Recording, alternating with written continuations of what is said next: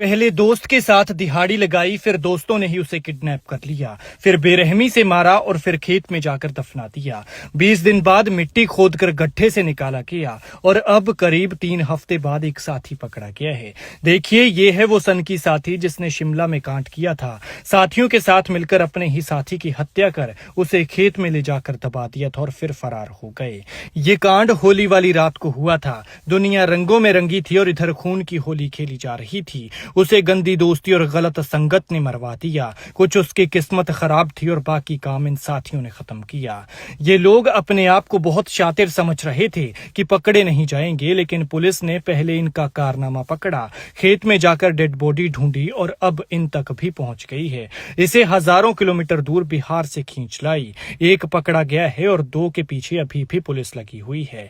ये घटना शिमला के सुन्नी इलाके में हुई है। जिसे मारा गया वो बिहार का रहने वाला 25 साल का प्रवेश था। जिसे पकड़ा है उसका नाम अरुण है और यही इस कांड का मुख्य आरोपी बताया जा रहा है। लेकिन किसने सोचा था कि दिहाड़ी मजदूरी करने वाला ये शख्स इतना खतरनाक हो सकता है कि साथी की जान लेना इसके लिए कोई बड़ी बात नहीं है। घटना 3 और 4 मार्च होली की रात को हुई और 15 मार्च को बिहार के मुजफ्फरनगर के रहने वाले चतुरी राम ने बेटे के लापता होने की शिकायत पुलिस में दर्ज करवाई थी। उन्होंने बताया कि उनका बेटा अपने 3 दोस्तों अरुण, विकेश और महेश के साथ कहीं गया था, जिसके बाद से उसका कोई पता नहीं चल पाया। परिवार ने काफी तलाश की, लेकिन जब कहीं से कोई जानकारी नहीं मिली तो उन्होंने पुलिस का सहारा लिया। पुलिस ने जांच की तो पता चला कि अरुण मकानों के ठेके लेता है और उसने बसंतपुर में एक मकान का ठेका लिया हुआ था।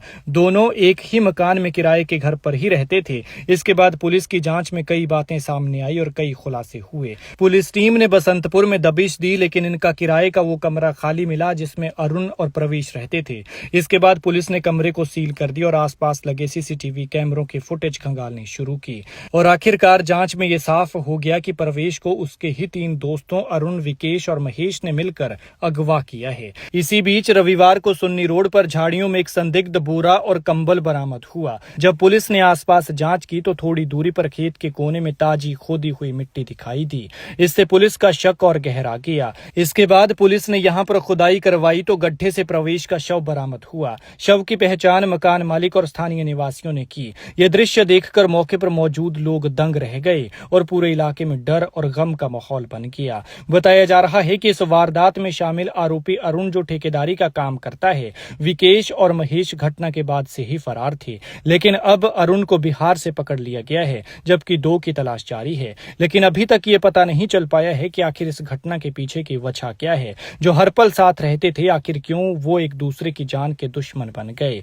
फिलहाल देखना होगा कि बाकी के आरोपी कब तक पकड़े जाते हैं और इस मामले में क्या खुलासा होता है।